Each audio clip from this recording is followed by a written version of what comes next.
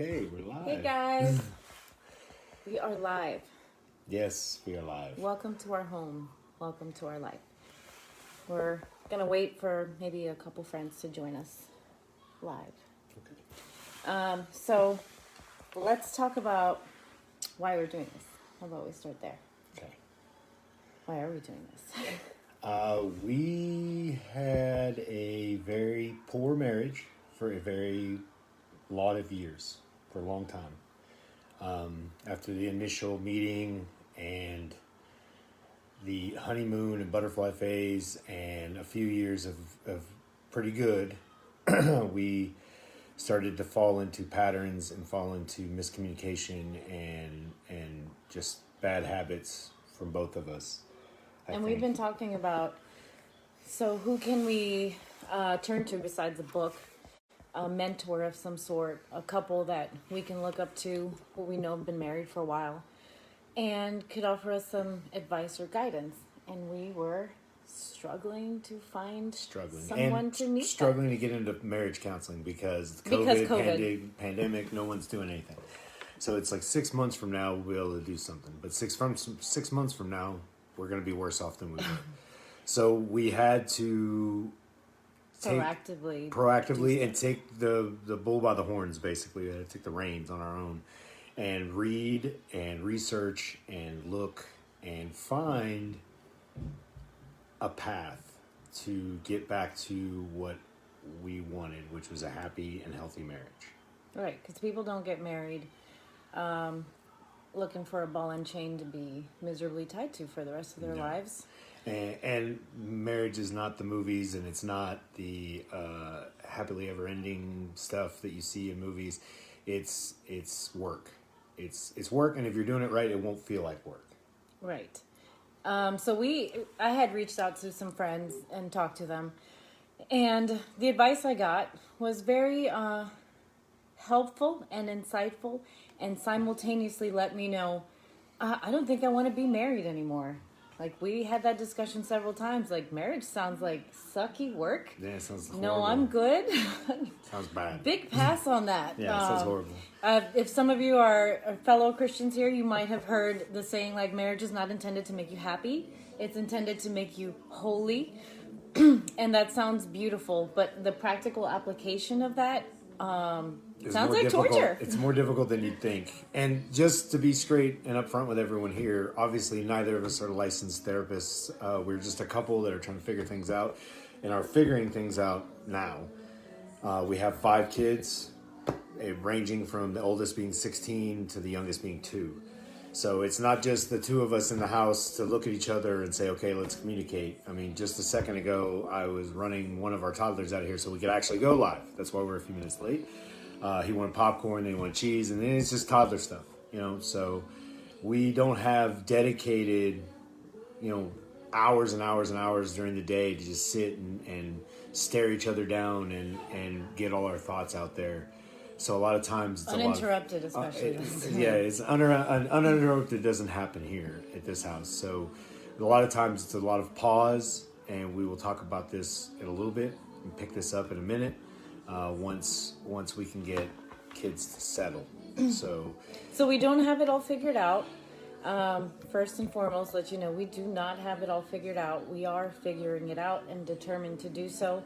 And actually still loving each other in the process. That's kind of the goal. It is the goal. The goal is to communicate with one another better and to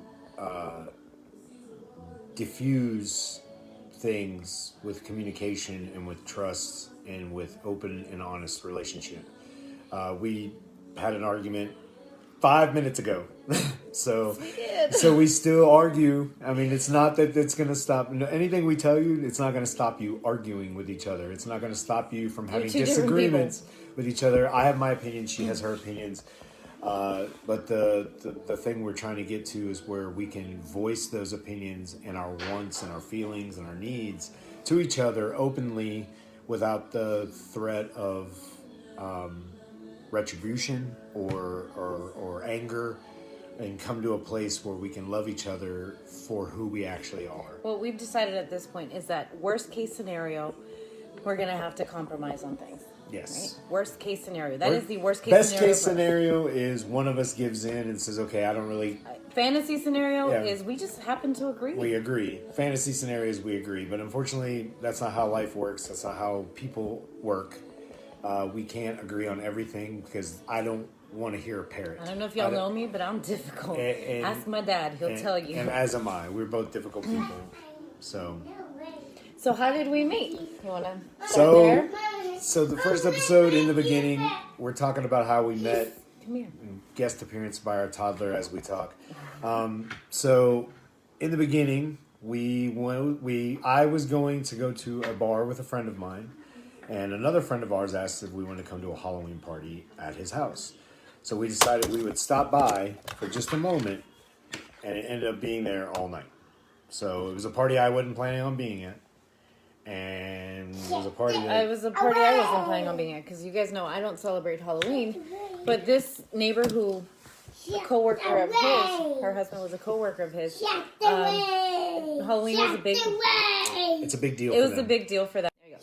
She invited us to go, and I came up with a lot of excuses, none of which worked, because she had an answer for everyone, to include the costume, because, I'm like, I don't have a costume. She's like, that's fine, I got one for you. So I decided to support her and show up at her party for 30 minutes max. That was my plan. I think both of our intentions were 30 to an hour, just to show a face and like, support, hey, we came. Support a friend, and then we say we came, and then we leave. But then I saw him. She saw me. I hadn't seen her yet, but she said she saw me first, and I saw her later. And then I went to approach her, and she dodged me. She ducked. We played cat and mouse a lot that night. Every time, I think I saw you. Mom, okay. You can get him cheese. I saw him, and I instantly, something inside me just knew it. But my go-to thought was like, oh, this is going to be trouble. Like, lifelong trouble. And by that I mean, I knew that we were going to somehow end up in a relationship, and that we were going to have to work. And it was so weird. People say love at first sight. I saw trouble at first sight, but in a good way. And he did try to talk to me several times that night, and I kind of just kept dodging and avoiding him. Strictly under the fear of, like, I'm not interested in this right now. I was just getting divorced at that time from my ex. I was with him for 10 years. And I'm not looking for that. I prayed to God just before that, and I said, God, if there's going to be another man in my life, it's going to be like 10 years from now. And you're going to have to drop him off at my door and say, this is the one with big flashing lights.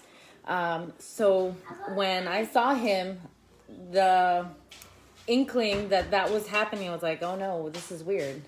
It's not like he's the best looking man on earth, just like I'm not the best looking woman on earth, but there was something there. I will say that I did not give him my phone number that night. Sorry, toddler.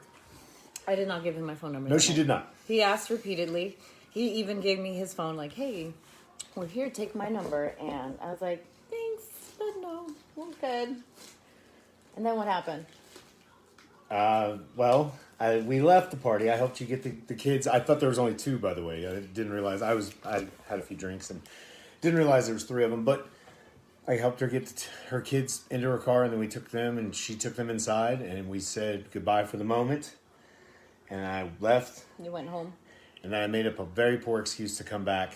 Like I left a water or something ridiculous. Water bottle. And came back, and we got to know each other. Got to know each other better. Got to know each other better.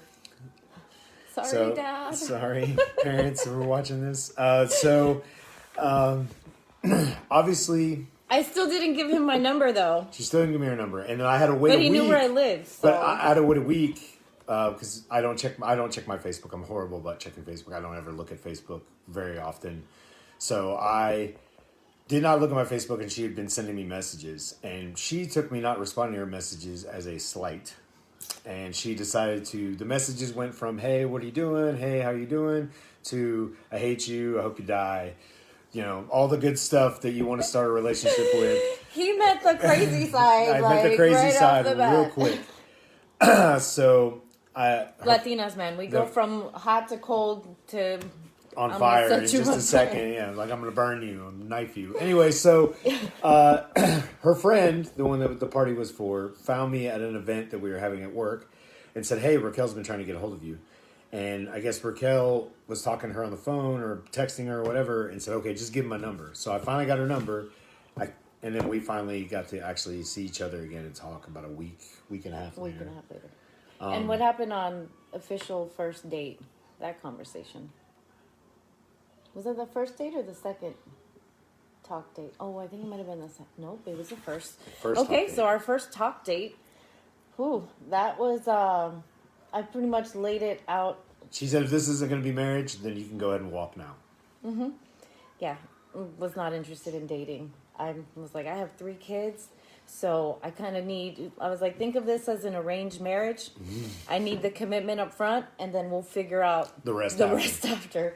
So that's kind of how we started. You know, commitment first, and we'll figure out the rest after. That whole show, what is it, 90 Day Fiance or something like that? We were like 90-minute. We were 90-minute fiance. 90-minute fiance. 90-minute fiance, not 90 day. We're 90-minute. But actually, you sat and said you had to think about it because you were planning on never getting married again. I was, because I'd been married twice before, and I felt As like have I. So you guys know this is marriage number 3 for both of us. So we had both been burned, and I wasn't in any position at that moment. In that very moment, I was like, I don't know. I need to think about it. But luckily, I made the good decision and said, yes, let's be serious and let's figure this out. Thought about it for like a week though. Thought about it for about a week. He had me sweating for like a week. Yeah. I was like, so we decided to go ahead and do the seriousness and go along with the relationship. So then we hit some waves because I was under the impression that she was separated from her husband. Because I came to the house and, you know, obviously there wasn't anything here there. He was out of town. I don't know. But he was not. So about... He was out of the house. He was out of the house, but... He just wasn't done mentally now out trying of to the fight house. for Yeah, he wasn't marriage. mentally out of the house yet. But he came to my work and spoke to... I was in the military. Obviously, most of you know that I was in the Army. He spoke to my entire chain of command and... then who wanted to speak to me, and then he found me and then spoke to me, and we had a conversation, and that conversation was basically he wanted me to back off, and I said, okay, let me talk to Raquel. He agreed. I agreed, kinda. So what happened was I said, well, let me talk to Raquel, and he said, fine. Wasn't happy about that. Toddlers. So he wasn't happy about that. It's fine. Come here. He wasn't happy about that. But He I talked did to call Raquel. me, and he told me, well, before you called me, he called me to say, hey, I talked to your boyfriend, and he is going to be calling you and telling you that it's over because you and I are going to work this out. My entire chain of command at that point basically told me, hey, leave it alone, let them figure this stuff out, and if it ends and you guys want to date, whatever. But after that, you know, just leave it alone. So I told Raquel, like, hey, you guys need to figure this out. Basically reiterated that. I basically reiterated that to her, which pissed her off. Because I felt like between him and my soon-to-be official ex, they decided that I didn't have the choice of who I was going to date or be with, and that, you know, he's like, okay, I'll back out and let you figure things out with him. And they seemed very satisfied with the conclusion they came to and didn't consider whether I had a say in it or not. So naturally, I'm like, you know what? Screw you both then. Like, which was her attitude at the moment. breakup number 1. Which was breakup of No, I think that was many, number 2. Number 2. I mean, it was like every other week she's breaking up with me for something. I had some you breathed serious wrong. cold feet, yeah. You know, she's like, I want a marriage, but I'm going to break up with you right now.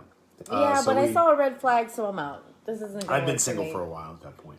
So I had a lot of red flags, I'm I sure. see big flies. I So- think those are the daddy ones. So for me, the red flags were he was still close to some of his exes. And one night when we were hanging out, we were literally sitting on the couch watching a movie. I think by that time it was almost 2, 3 in the morning. he gets a phone call, and he picks it up. Stop eating cheese. Sorry. And then after that, I went to. She He was at the left. hospital. She was at the hospital. She needed a ride. She was the only person. She called me for some reason. I picked her up, took her home, and then came back. I said, no, you didn't come back. I didn't I come said back? something like, oh, knight in shining armor. How sweet. All right, see you tomorrow. So there were issues, relationship issues, hiccups in the Right off the beginning, bat. right off the bat. So we had a lot of relationship hiccups that we had to deal with. And on top of that, you know, thank goodness for the Army, I was deploying out of the country. I was going to 2 Afghanistan. months after we met. 2 months after we met. So we not only did we have to figure all this out in a very short amount of time, but we also had to put everything on pause because I was going to be deployed, and all we were going to have is video communication or phone calls or whatever. Which I saw it as a good thing because it meant that we could get to know each other slowly as friends, long distance, so we can figure things out. But in the meantime, I was dealing with my soon-to-be ex, who had kind of vowed to make my life miserable. Thankfully, now we are really, really good friends. Hi, Ryan, if you're watching this. We get along really great now. We have a good relationship as co-parents. But at that time, there was like a lot of anger and hate. So I was dealing with that. I also didn't exactly have my family support in choosing to divorce him. At that point, it had been 10 years. That we're talking about not a good marriage at all. And it had been several years, about 3 years since I had been trying, and we had been doing marriage counseling and stuff. And it just wasn't, we just were not going to be compatible in any way, shape, or form. That was not, we couldn't save that. So I was dealing with that, and he was dealing with trying to figure out how to be in a relationship because he'd been single for so long and never really, even though he'd been married before, his level of commitment. I was very to soured it, on marriage from my last marriage. You know, that's a whole different live video for my the backstory. backstories of why I was soured. But I was soured. I was definitely was, and I was definitely hard-headed when it came to acknowledging that. And then the deployment happened. And everything was kind of cute at first. We missed each other. We talked all the time. Cute butterflies, first relationship kind of stuff. Getting to know each other, talking. A lot of FaceTime. The kids would FaceTime me middle of the night, and Raquel wouldn't know about it, and it'd be like, I'd be sleeping. "Hey, what are you doing?" And then I'd have to take the iPad away from him. And then while he was deployed, I went to visit my family, and I tried talking to them and telling them what was going on, and that I met this guy, and that he was a friend, and he was great. And the feedback was something like, what if he's a child molester or something? the opinion wasn't high. The reviews were not very good. And I was like, you don't even know him. And they're like, yeah, we don't want to know him. If it was on Yelp, you wouldn't go visit this place, which was would like, be me. all right. So no, not great. Obviously, over time, they've seen that, it's been 8 years. So obviously, over time, they've seen that, We have a good relationship. Good relationship with them now, and win them over with just being myself and caring for Raquel and the kids. So, I mean, obviously, it's growing pains. It was the very beginning of the relationship. There was a lot of already moving parts, a lot of baggage that I brought in, a lot of baggage that she still was bringing in. Still dragging it with Still me. dragging along, right around with us. So no rolly wheels on our baggage. We were just drudging it through the dirt. So And everything seemed okay as we were getting to know each other and talking. yeah. Our feelings for each other kept growing. And then comes me. I got scared. Well, he was in the field for a week or two. Yeah, it was like something 2 like weeks. that. He was working. We hadn't talked for that time, and I was really excited and waiting for him to get back from the field. And I made a huge mistake. Then he did get back from the field. biggest mistake of my life, I will say now, was the fact that I came back from the field and being in Afghanistan and doing what we were doing and everything like that. I just got scared of being married again or being in a committed relationship again. And I said, you know what, I'm done. I'm going to break up with you because I don't know. No, because nothing. You didn't give me any Well, explanation. in my mind, it was because I didn't think I could be married again, or that I wanted to be, or any of that. All he said was, "Yeah, this isn't gonna work. We're gonna break up." I was like, Monosyllabically, because that's how I "What?" spoke for most I'm of my sorry. life. What just happened? And no explanation offered at all. So then I I- was like head spinning. So she's What back did I here head miss? spinning. I'm throwing myself into work and trying to do that, and she's back here Depressed, depressed. confused, then angry, then looking for, I don't know if any of you that speak Spanish, the saying "un clavo saca otro clavo." I found one nail to remove another. Sorry, Dad. Sorry, Mom. Real talk. Yeah, I tried to forget him. By hooking up with somebody else, but it didn't work. Didn't And then I came to my senses, and I don't know how we started talking again. Almost 2 months later, you messaged me, and I was like, "The heck."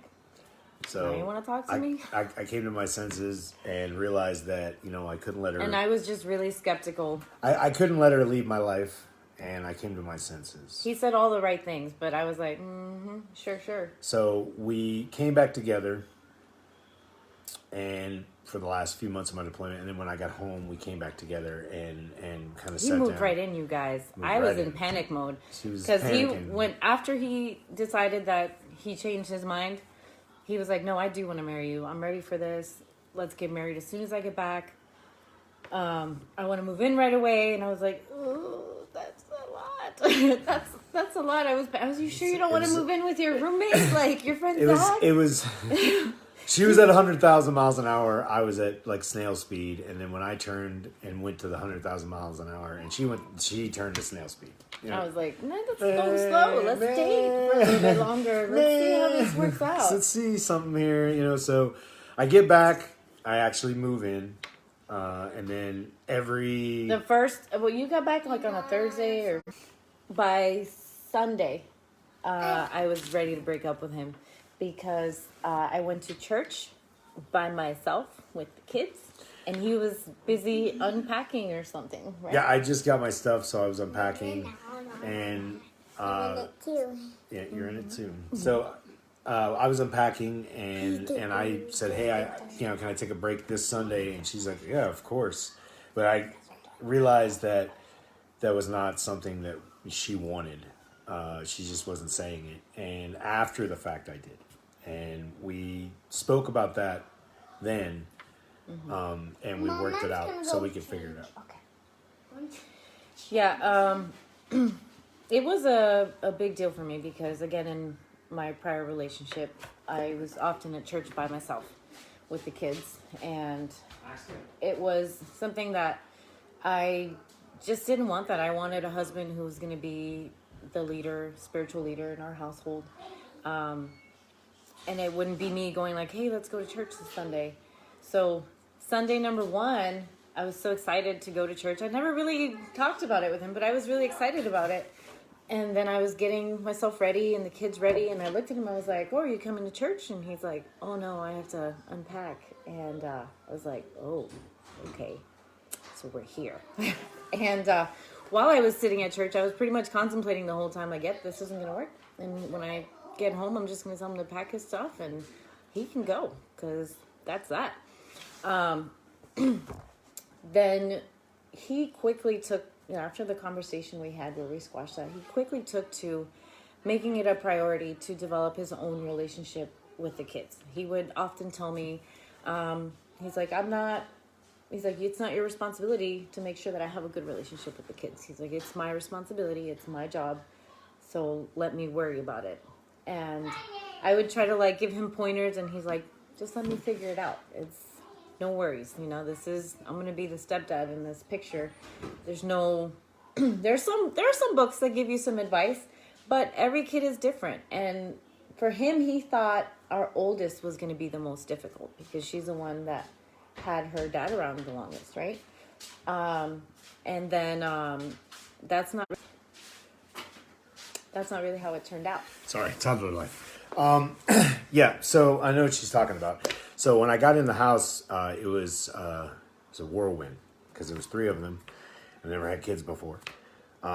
So she was super concerned, and understandably, obviously, she was super concerned about our relationship with one another.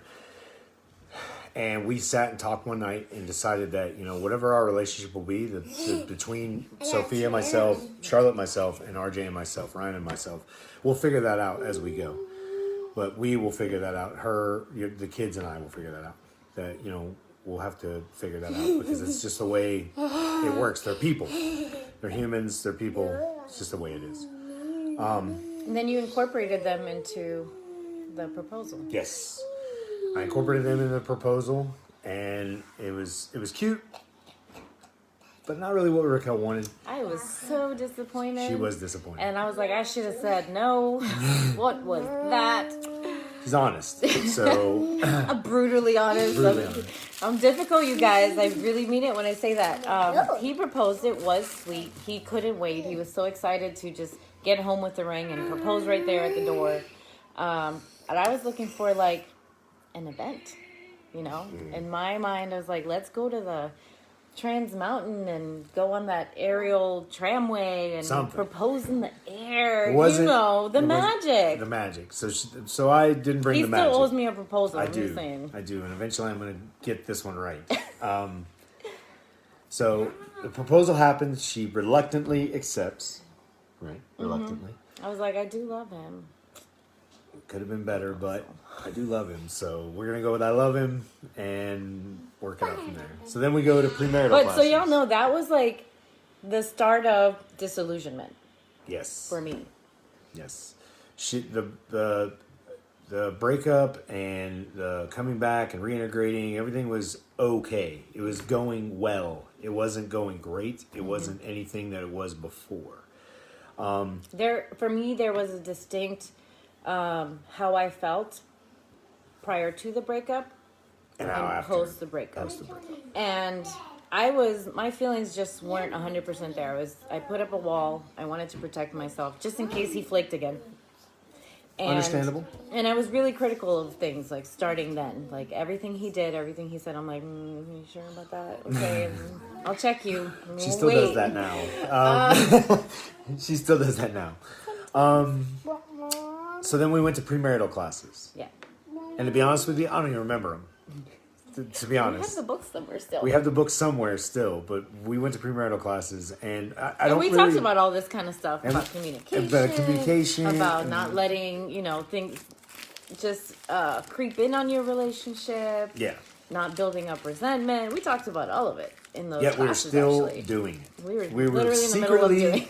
Secretly, privately doing it, even though they were talking about not doing it. And we were like, yeah, definitely don't do that. That would be that sounds dumb. horrible. Marriage is going to be bad. What's the point of that marriage? What's the point of doing that? And then we would laugh it off, be like, that's not us. Because we still had the idea that we loved each other. And we still had the hope that it would be better. That it would just turn into something once better. Once we got married. Once we got married, the ring went on. Once we got married, and at the wedding, everything would just magically melt away and everything would be great. So, not happen. It didn't happen. That's not how it works. And let me tell you, that's not how it works. Getting married did not solve the problems. You can't. What I've realized now in all of this, I believe, is that you cannot look to the horizon.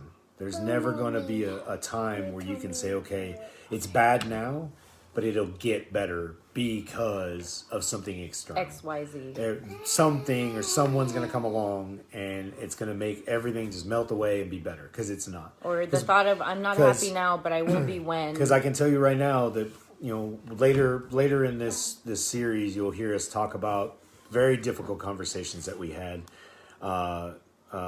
later on. And amongst those difficult conversations was forgiving each other for things that happened 8 years ago.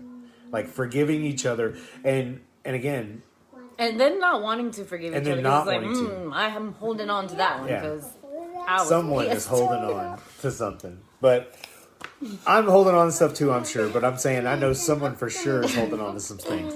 But what I'm saying is that later in this series you'll hear us talk about the conversations, the more difficult conversations that we're going to shed light on, with our relationship. And we want you guys to know that marriage doesn't make your relationship better. Having kids doesn't make Again, your you relationship can't look to the better. horizon. You can't say, okay, if we get married, things will improve. Then If I'll we be have a happy. child, we'll be happy and things will improve. If I make more money, things will improve and all of that. I mean, more money means you'll just have more crap. You'll have more stuff. And we have a lot of stuff, but it wasn't making us happy. And we have 5 kids that we love, every one of them, and it wasn't making us But they're happy. not the ones that save They're marriages. not the ones. They're not marriage savers, They're not y'all. going to run into the room and be like, stop, we need to save your marriage, because they're kids. They're going to keep their head down, soldier through, do all that kind of nonsense. And then they're only going to see a bad example, which is what we don't want to give them. Which is one of the reasons why we're doing this. One of the many reasons why we're doing this is give it back to the room. Give it back Yeah, to we're doing this because we have 5 children. We want to set a better example for them. We also want to be that couple. Come here, honey. I will Come here. stay. Yes, you can be here. We also want to be that couple that is transparent, raw, honest. We can tell you that we've definitely been through some stuff. It's not like, oh, we have a great marriage and this is how we did it. No, we had a decent marriage. We had an okay, decent marriage in the Passable. beginning, passable marriage in the beginning, and decent for a few years, like 3 or 4, and then we had 3 or 4, just 3.5. Ugh, not recommended for anybody. He didn't even realize that until And like I didn't- months ago. and I didn't even He realize thought it. he was in a great marriage. I thought I was happy, but I wasn't. And I was emotionally closed off, and that's on me. And I'm in therapy and everything, and I'm working through all that, and it's helped to make me realize that I wasn't happy. So I don't know how long we've been at this, but we're probably gonna wrap it up here. Next week we're gonna be talking about the middle, calm middle waters, part. the middle, the part where we both see that it was okay, that we were okay, that we thought we were doing good, that we were keeping our head above water, we thought we were doing well. Talk about the wedding, the honeymoon, some moves we did, and trust issues creeping up. trust again. issues that started creeping up, and not addressing And what we them. did or didn't do. And what we didn't do a lot of, which is address them right away. Another heads up: just because you don't talk about it or address it doesn't mean it's gonna go away. And pushing pause on a conversation permanently is not going to make it go away either. All it's going to do is create resentment for both or one of you. At least one of you. But both of you probably, because you're going to feel like you're never being heard. So Hopefully now you guys feel like you got to know a little bit of our story. that's of the getting beginning. To know each That's other. the beginning. the beginning. That's the beginning. And next It week, was not a fantasy in the beginning either. you know, We should have known. It's an indicator of No, I it was going to go be challenging. back. I mean, I knew it from the start. Go back in. so You want to go back in the pool? No. Oh, in here? Okay. um, So, yeah. Well, thank you for watching, guys. we appreciate you listening to us, and then we'll be back next week for 10 And minutes. so you guys know, I mean, we currently have about 7 weeks planned of this. Yeah. Because we need time to discuss. There's going to be some things that brought out in this that are going to be very emotional. And unexpected, you guys have no idea. We literally have. you see us look down. All we didn't script anything. All we did was put highlights. We're like, hey, let's talk about this. Hey, let's talk about this during this one. So this is unscripted. This is just us talking Gotta be and discussing. Your microphone? Yeah, discussing what's going on and discussing very very little. We didn't plan any of this, so it's not like we've scripted it and we're reading from a script. That's why there's a lot of ums and ahs and bad things like that in there. But we're going to do our best to be 100% transparent Yeah. So and tell As you the difficult truth. as difficult as that sounds, and as maybe not as good as that makes both of us look, we're gonna need to Just do gonna it. do this So right now. Because Right again, now. we have Just gonna found do it right now.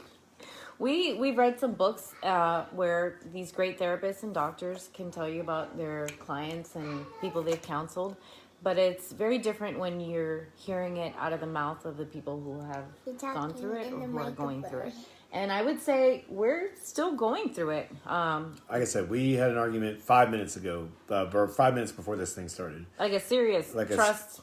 like a serious one Conversation. And we had to work out and communicate with one another and work on communication issues that we still have. We're still working on our communications issues. This isn't this at the end of this 7 series. You're not going to be like, okay, these guys got it all figured out. No, we're still working.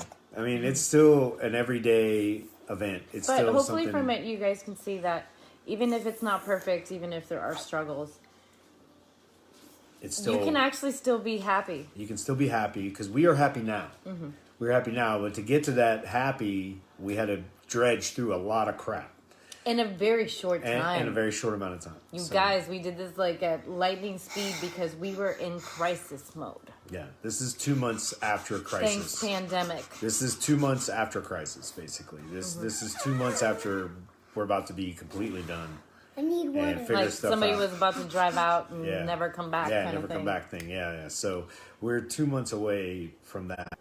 So we're Okay. 2 months past that. So this is 2 months after. And depending on how this, And I don't hate him anymore.